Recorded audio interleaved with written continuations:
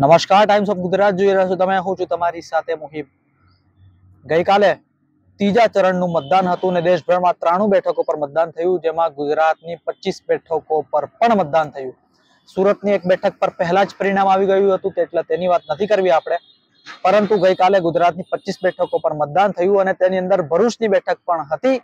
અને ભરૂચ બેઠક પર તમને ખબર જ છે કે ટાઈમ્સ ઓફ ગુજરાત ગામડે ગામડે, કસ્બે કસ્બે, ચોરાહે ચોરાહે ફર્યું છે અને ત્યાં જઈ અમે જનતાનો મિજાજ તમારા સુધી પહોંચાડવાનો પ્રયત્ન કર્યો છે. અને ગઈકાલે જે મતદાન ભરૂચ બેઠક પર થયું છે, જે રીતની પેટર્ન રહી છે મતદાનની, તેના ઉપરથી ચર્ચા કરવાનો પ્રયત્ન કરીએ કે આખરે ભરૂચ બેઠક પર કયા ઉમેદવારની જીત પાક્કી લાગી રહી છે. અસલ પરિણામો તો 4 જૂન આવશે, પરંતુ ભરૂચ બેઠકનો અમારે એક્ઝિટ પોલ શું કહે છે આ વિડીયોમાં તમને જણાવીએ. સૌથી પહેલા આપણે પેટર્નની વાત કરીએ તો ગઈકાલનું જે પેટર્ન રહ્યું તેમાં સ્પષ્ટપણે એવું જણાયું કે જે શહેરી મતદારો હતા તેમાં નિરાશકતા જોવા મળી. સૌથી પહેલો plus point Chaitar Vasava and company માટે, કારણ કે જે મેં ફેબ્રુઆરીની અંદર પણ વિશ્લેષણ કર્યું હતું તેની અંદર પણ મેં તમને કહ્યું હતું કે શહેરી મતદારો ભારતીય જનતા પાર્ટીના સપોર્ટમાં છે અને મનસુખ વસાવાને ખબર છે કે શહેરી મતદારોના દમ પર તે ચૂંટણીમાં આગળ વધી શકે એમ છે. પરંતુ અંકલેશ્વર હોય, વાગરા હોય, ભરૂચ હોય, આ દરેક બેઠકો પર મતદાનની નિરાશકતા, મતદારોની નિરાશકતા મનસુખ વસાવા અને ભારતીય જનતા પાર્ટીની ચિંતામાં ધરખમ વધારો કરી શકે. બીજી વાત કે ડેડિયાપાડાની અંદર આખી ગુજરાતની 182 વિધાનસભાઓમાંથી સૌથી વધારે મતદાન થયું.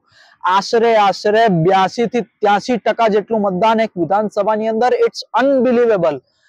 અનબિલીવેબલ એટલા માટે કારણ કે 83% મતદાન એટલે લગભગ જે લોકો મજબૂર હશે તે લોકોએ મતદાન નથી કર્યું. બાકી તો જે લોકો મતદાન કરી શકતા હતા કોઈ પણ કાળે તેમને મતદાન કર્યું છે ને ભરી ભરીને મતદાન કર્યું છે. ડેડિયાપાડા હોય, ઝઘડિયા હોય, સેલંબા હોય, સાગબારા હોય, પાંચપીપરી હોય, કાસિયા ગામ હોય, છાપરા ગામ હોય, રૂડા ગામ હોય, વિઠ્ઠલ ગામ હોય, વાલિયા હોય, ઝઘડિયા, બધા જ ગામો પેક રહ્યા છે મતદાનની અંદર.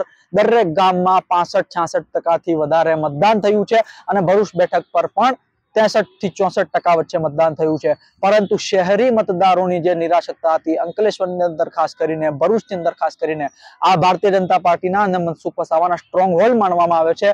પરંતુ ત્યાં મતદાન નથી થયું જેટલું થવું જોઈતું હતું. ચૈતર વસાવા માટે આ ખૂબ જ પ્લસ પોઈન્ટ છે. અચ્છા, બીજી વાત એ કે જે મેં ફેબ્રુઆરીની અંદર ઓપિનિયન પોલ કરી કહ્યું હતું કે ચૈતર વસાવા મજબૂતીથી ચૂંટણીની અંદર હાલ લીડ કરી રહ્યા છે, તે વાતને હું ફરી એકવાર દોહરાવું છું કે ચૈતર વસાવા ફેબ્રુઆરીમાં જે મેં વિશ્લેષણ કર્યું હતું તેમાં લીડ કરી રહ્યા હતા અને આ વિશ્લેષણ જે ચૂંટણીની બાદ હું કરી રહ્યું છું તેની અંદર પણ તે લીડ કરી રહ્યા છે અને ફેબ્રુઆરી કરતા વધારે અંતરથી. કારણ કે ફેબ્રુઆરીની અંદર હજુ તો તેમને પ્રચારની શરૂઆત જ કરી હતી.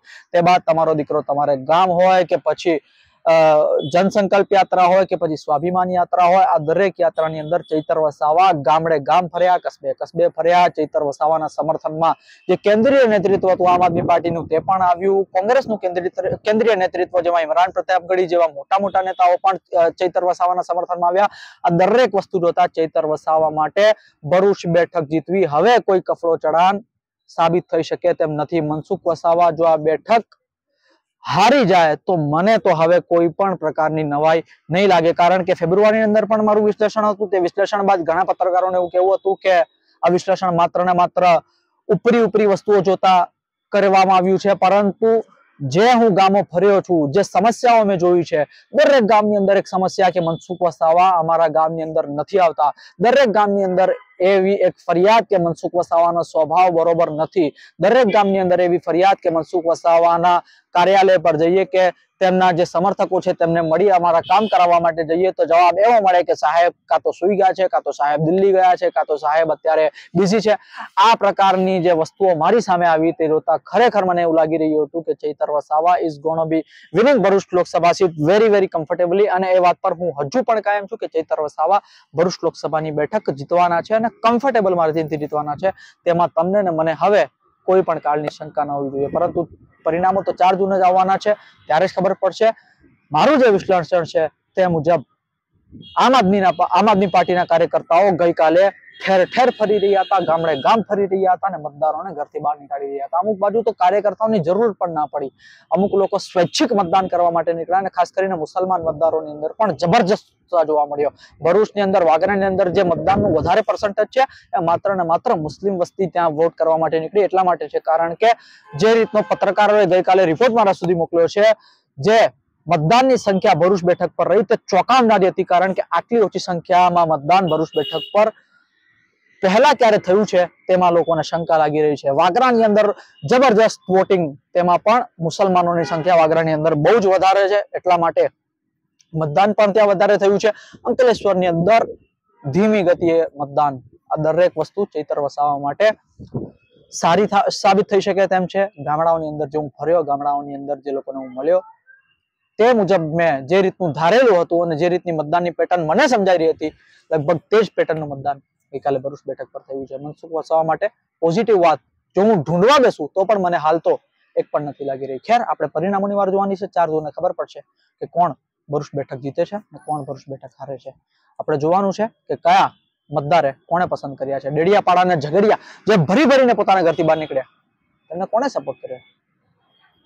આમ તો કહેવાની જરૂર નથી, પરંતુ આપણે પરિણામોની વાર જોવી પડશે. ખેર, ભરૂચ બેઠકનું આ હતું મારું વિશ્લેષણ, જેમાં મેં ફેબ્રુઆરીની અંદર વિશ્લેષણ કરી કહ્યું હતું કે ચૈતર વસાવા જીતશે. એનાથી વધારે મજબૂતાઈ અને વધારે કોન્ફિડન્સથી હું કહેવા માંગુ છું કે ચૈતર વસાવા ભરૂચ લોકસભાની બેઠક કમ્ફર્ટેબલ માર્જિનથી જીતી રહ્યા છે. 4 જૂને ખબર પડશે કે કોણ જીતે છે અને કોણ હારે છે. આ પ્રકારના વિશ્લેષણ જો તમને પસંદ આવતા હોય તો મારી ચેનલ લાઈક, શેર અને સબસ્ક્રાઇબ કરવાનું ભૂલશો નહીં. બીજી વાત એ કે અમે અમારી હિન્દી ચેનલ પણ ચાલુ કરી છે, સાહસ હિન્દી કરીને. તેની લિંક પર હું ડિસ્ક્રિપ્શનમાં મૂકી દઈશ. તે ચેનલને પણ તમે સબસ્ક્રાઇબ કરવાનું ભૂલશો નહીં. આ પ્રકારના અહેવાલો, સમાચારો તમે મદદ કરાવતો રહીશ. કેમેરા પર્સન જીગર વાઘેલા સાથે મોહિત વોરા, ટાઈમ્સ ઓફ ગુજરાત. નમસ્કાર.